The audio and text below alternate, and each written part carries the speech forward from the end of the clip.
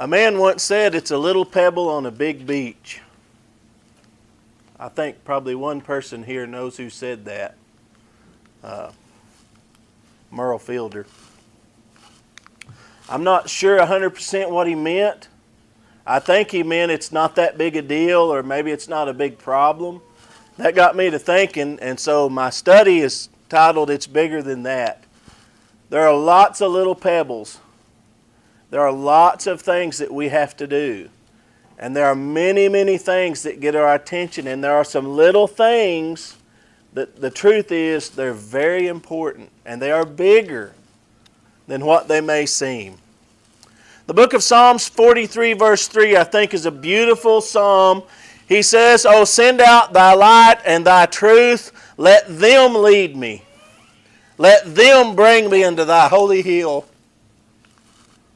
and to thy tabernacles." Now I want to ask you a hard question. Why should people come here? There's a lot of churches in Tulsa. Why this church? Why here? And I believe the answer to that question lies in these verses. He says, "Oh, send out thy light. Send out thy truth. Let them lead me." The lost are going to be led somewhere. Maybe that's to hell. Maybe that's to other churches. Why will they come here? And what will lead them here? In Matthew 5 verse 14 he says, "Ye are the light of the world. A city that is set on a hill cannot be hid. Neither do men light a candle and put it under a bushel, but on a candlestick. They raise it up so people can see. And it giveth light unto all that are in the house. Let your light so shine that they may see your good works and glorify your Father which is in heaven." What will make people want to come here? You. Your life. It won't be the building. It won't be the neighborhood. It'll be you. That's what does it. In Luke chapter 6 and verse 12, it says, "It came to pass in those days that he, Jesus, went out into a mountain to pray and continued all night in prayer to God. And when it was day, he called unto him his disciples, and of them he chose 12, whom also he named apostles." I'm not for sure the number, maybe 75 or maybe it was 100 at this point. He prays all night. He gives a lot of thought and a lot of prayer, and then he calls 12. Why? Why the 12 he chose? I mean, were they just lucky? Were they just won the lottery kind of a deal? And you get to hang out with Jesus 3 years? That'd be cool to win that, wouldn't it? In Matthew 25 verse 34, "Then shall the king say unto them on his right hand, Come, ye blessed of my Father, inherit the kingdom prepared for you from the foundation of the world." Was it you get to go to heaven? You 12? No. It was bigger than that. Bigger than a little time with Jesus. In Matthew chapter 4 verse 19, he saith unto them, "Follow me, and I will make you fishers of men." They had a role. They had a responsibility to play. They each had a part. It wasn't just go hang out with Jesus. You know, one of the problems with our culture and our society today is people are all about me, me, me. Oh, I quit going to that church. I wasn't getting what I needed. What do you contribute? What do you add? I have people come to me and say, "I'm going to quit going to my church because I don't like X, Y, or Z." Why don't you do something about it to change it? To help it, to make it better? Be a light. Affect things in a good way. That's what we want to do. If you want to follow Jesus, you have a role and a responsibility. Just a few days ago, Ara May came and said she wanted to dedicate her life to Jesus. I want you to go to heaven. What do you have, 40 or 50 in this congregation? What if all 50 of us dedicate ourselves to help May? Help her when she struggles. Pray for her. Encourage her. Study with her. Go see her. Communicate with her. And help her to go to heaven. You have a wonderful opportunity. You got a good chance. Or Demontre. I want you to go to heaven, and if we all 50 say, we're going to help Demontre, we're going to pray for him, we're going to be there for him, we're going to love him and help him and take care of him. We have a responsibility to Demontre, you see. And we have that to Isaiah. And to each other. We're a family. I want to tell you, that's what people want. I need help. I need help in my life. I need help to make it. I need a home and I need a family to love me and help me. And if you want to follow Jesus, you have a responsibility to each other. I have to help you. Philippians 2 verse 4. Look not every man on his own things, but every man also on the things of others. It's a fundamental teaching about Jesus. We get so caught up thinking about ourselves and what we need, and we will feel better, we will do better, we will be happier if we think about, how can I help Daryl? What can I do to help him? Or Pat? And when we look on the things of other people and we try to help other people, we're going to be a light that affects people. Do you know there's work and clean the house and we got to buy school clothes and I'm already getting a little behind, fix dinner and I want to go to the ball game, the car needs oil changed, and man, life just happens, don't it? And we're busy and our time is chewed up and eat up, and man, I meant to go see her. I meant to go talk to him. But somewhere in the middle of all this is help someone. And we've got to prioritize those things. Be thoughtful about what the people around you need. What was the role of Jesus? You think about Jesus. He was in heaven, and God said, I need you to go to earth and become a man and die. Okay, I'll do it. Not the best role. I mean, he had it made. Go to earth, be a man, and die. Was he thinking of himself? No. He loves us. He wants us to go to heaven. So he came and died for us. Well, let's go back to Philippians 2 verse 4. Look not every man on his own things, but every man also on the things of others. Let this mind be in you, which was also in Christ Jesus, who being in the form of God thought it not robbery to be equal with God, but made himself of no reputation, and took upon him the form of a servant, was made in the likeness of men, and being found in fashion as a man, he humbled himself and became obedient unto death, even the death of the cross. He did it for us. He wants us to go to heaven. He did those things for us. We've got to do these things for other people. We should have this mind in us. What can I do to help you? I want you to go. I want the mailman to go to heaven. I want the local policeman that works this neighborhood, I want him to go to heaven. The person selling groceries down at the grocery store, I want him to go to heaven. I want the Muslims who hate us to go to heaven. I want all those people to go to heaven. But I can only affect a few. And if I take these few and I do something good for them and I help them, I'm thoughtful to them, I care for them, then I'm going to have an opportunity along the way. Here's another way the apostle put it. 2 Corinthians 4 verse 5. For we preach not ourselves, but Christ Jesus the Lord, and ourselves your servants for Jesus' sake. I'm not here preaching Sean Zebach Ministries. The truth, that doesn't exist.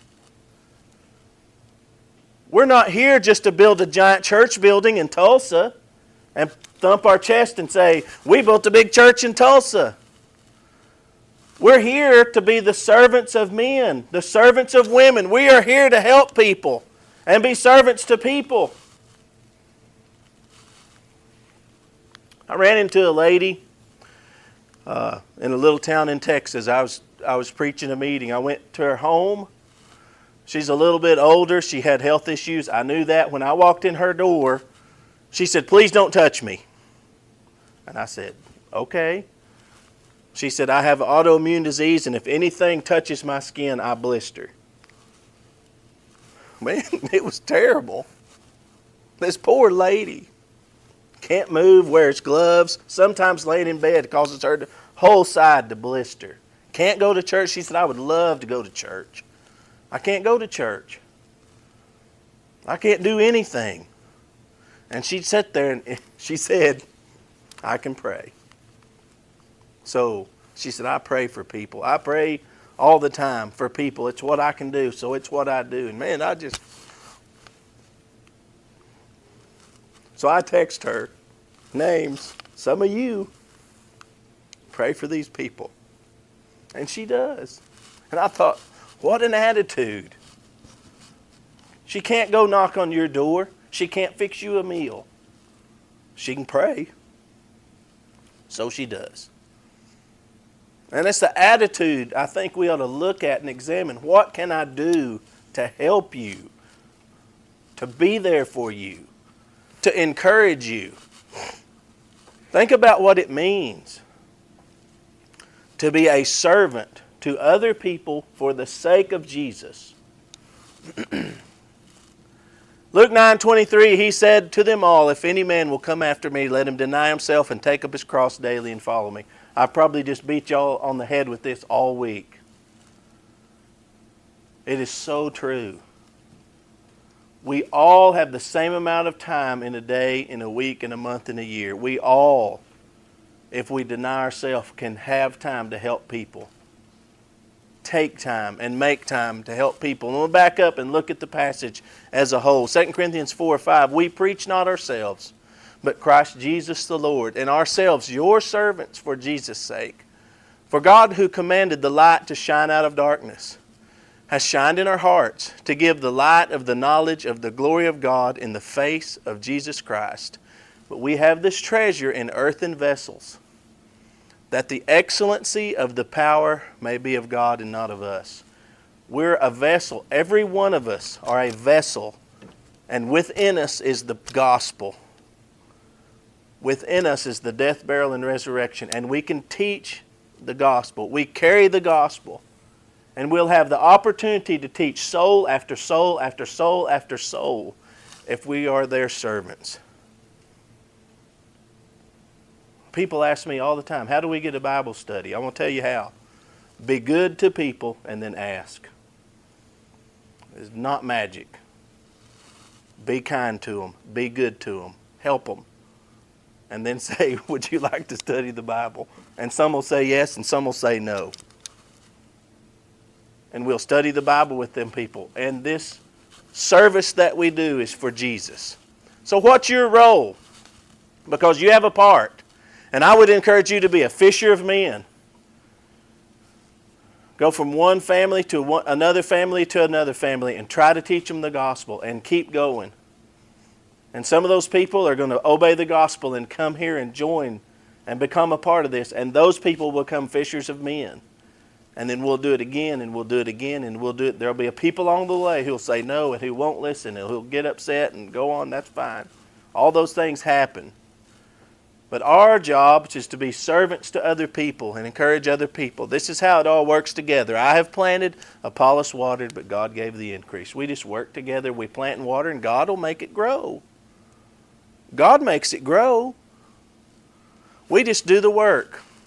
Romans 8:28, "We know that all things work together for good to them that love God, to them who are called according to His purpose." We tend to always use this verse when something terrible happens. A tragedy. Will all things work for good? You know what? Good things work together for good too. We all can work together and make good things happen and be a team in that. All right, a few examples. You should greet everyone in a friendly way. Did you know that? You should greet everyone in a friendly way. Somebody says, well, it's just common courtesy. I suppose that's true, but it's bigger than that. Did you know that in 5 to 7 minutes of walking in the door, visitors determine whether or not they will return? What happens in 5 to 7 minutes? They're going to shake a few hands and maybe hear a song. And they have decided. Have you ever been to a church who wasn't friendly to you? I have. I want to tell you, that wasn't cool. I remember thinking, what's wrong with me? Am I dirty? Did I put on deodorant today? What is the deal? Nobody would talk to me. I've never gone back. I don't want to go back. It really impressed me how much they avoided me. And it made a stark impression. Our friendliness is very important. I'm not talking about just here. Here it's important. It's important at the grocery store. It's important at work. For us to be friendly to people. The first impressions visitors get of this church is when they walk in the door. The first impression of this church may be when they meet you at the grocery store or doctor's office or wherever that is. And your friendliness may help them to go to heaven. See, it's bigger than that. You should worship God at every opportunity. I had a fellow tell me we usually worship Sunday morning if we can make it. You know what that's code for? We can't make it. I mean, that's code mostly for we don't make it much. I want to tell you, Sunday worship is bigger than just that. We have teaching every Sunday. And if we pay attention, we'll learn. There are some people, very talented teachers. Other people, not as talented, but they teach the truth, and we can learn. What if one sermon, you could hear one sermon and overcome the biggest problem of sin in your life by one? Would you want to go? I would. I'd want to go hear that one. And somewhere along the way, every year, one sermon is taught that will help you tremendously. Maybe help your wife, your husband, your child's eternity. And we ought to make time for that. It's bigger than I just don't have time this week or time that week.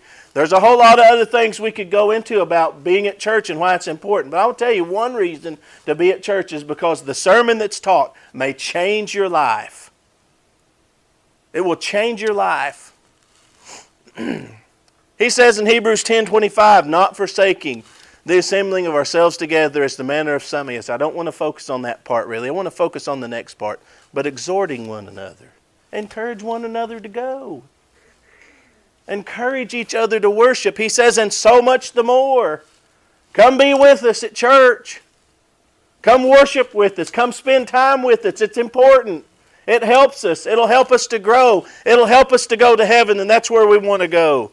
You should sing with all your heart. Well, I don't sing very good. That's another code. That's code for I don't sing. It's bigger than whether or not you sing well. There was an old man, obeyed the gospel in a little old community called Dozier, Texas. His name was Eck Ray. And he was 85. And he immediately began to try to lead songs. And I love that old man because he could not sing. And he might get the wrong song in his head. He might get up there and call out a number and be thinking of a different song. And there were days it was chaos and you were going like, what is happening? But he tried so hard. And he was so happy to be singing. Well, you just had to like it. Even though it was chaos. We're never told to sing if you sing well. Sing if you can sing good. We're not told that. We're told make a joyful noise. All those things are true. Our singing's very important. What does it say to our visitors when we worship singing with all our hearts? What does it say to our visitors when all the men don't sing? I've been in those churches. I'll tell you, I went to a congregation and the singing was horrible. Horrible. And you just struggle through it. And these visitors came in, and I thought, man, oh man, what does this say to them? Does it say we don't care?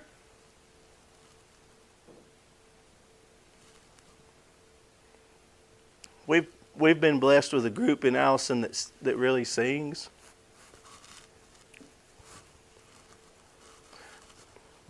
This old fella come to one of our meetings, and I met him. His name was Benny Westmoreland. Skinny old man. He only had one eye. And he come to a meeting. He come back a second night, and I went and shook his hand. I said, Benny, I'm so glad you're here. He said, don't you say that. And I said, I'm sorry. He said, I need to be thanking you. He said, these last 2 nights I've worshiped God. He said, I haven't done that in 10 years. I'm going to tell you something. He had been going to church every Sunday for 10 years, but he hadn't been worshiping. And the way we sing makes a difference. We've had a ton of people come and visit our congregation because we sing. So sing out. Whether you sing well, sing with joy. People can tell. 1 Corinthians 14, verse 25, and thus are the secrets of his heart made manifest, and so falling down on his face, he will worship God and report God's in you. People can tell if this is really in our hearts. You should invite visitors to Sunday lunch. Why? Because DB is hungry. I suppose that's true. To give my wife an opportunity to try new recipes. Also true. Some are home runs, some not so much. To have a time to fellowship. That's true. It's all bigger than that. When we share a meal with our visitors, we get to know them. We build a relationship. Ultimately, we have an opportunity to teach them about God. What does it say when 5 different families say, come eat with us? What does that say to a visitor? That says we care about you. We're interested in you. We want to know about you. We want you to go to heaven. Come eat. Whether that's here or to your home or to a restaurant. Those are big things. Why should we go visit the sick? God commands us to, and we want to keep His commands. They might get lonely, hungry. They might need help. All true. It's bigger than that. When you really care about people, you go. We had a fellow that grew up in our congregation, and he obeyed the gospel, and then he fell away from the church, and he was outside of the Lord for 35 years. We began talking to him some more. Some things changed in his life. Some family members were able to visit with him some more. He got really ill and had a surgery up in Amarillo. We had 35 people go in this waiting room. And this nurse comes out and says, what's going on? I said, we're taking over. They said, man, you must really care about this guy. Yeah, we do. We really care about this guy. That's why we're here. We love this guy. You know, he's back in the church today. He's leading prayer today. He waits on the table today. It makes a difference when we show up at the hospital to help those people. This is planting and watering, you see. This is letting our light shine. We should all resolve differences quickly. We're going to have differences. Every family does. We're taught in Matthew 18 how to resolve conflict, and we should follow that and do it. But you know, delay leads to hurt feelings. Talking to others and not going directly to your brother or sister causes others to take sides. Taking sides leads to division, and people start talking. And I'll tell you, it's all bigger than that. What if visitors hear gossip about problems in the church? What are they going to think? I'll ask you the hard question. Will that help them go to heaven? No. We need to resolve our conflicts. Be forgiving to one another.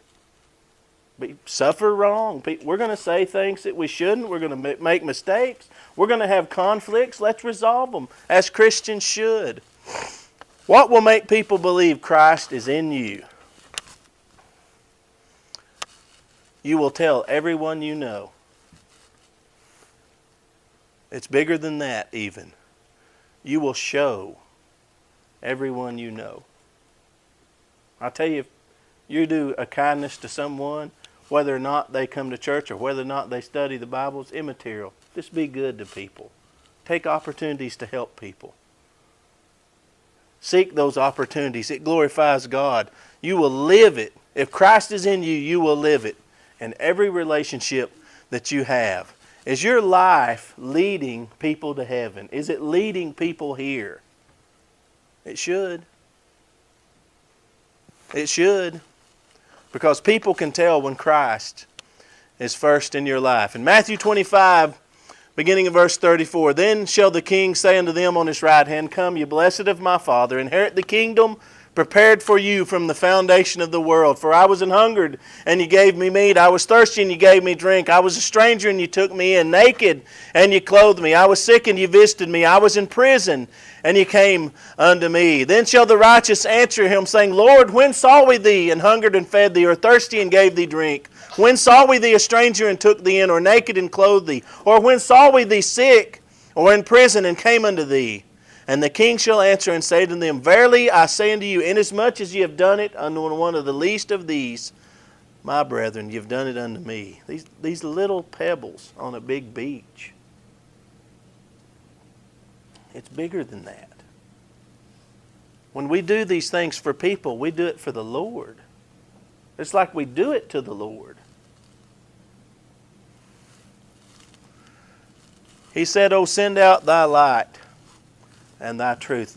Let them lead me. Let them bring me into thy holy hill, to thy tabernacle. What brought you here? Mother, father, some kind neighbor, some family, a cousin, someone you met at work? Somebody led you here. And if you go out and bring someone else here, and they lead someone else here, and we have, instead of 50, 100, to all help Aramay and DeMontre, or 150, it's just going to get better. I'm going to tell you, the thing that will change you from 50 to 100 is caring about people, loving people, helping people, and then ask them the question, do you like to study? That's what's going to change people's lives.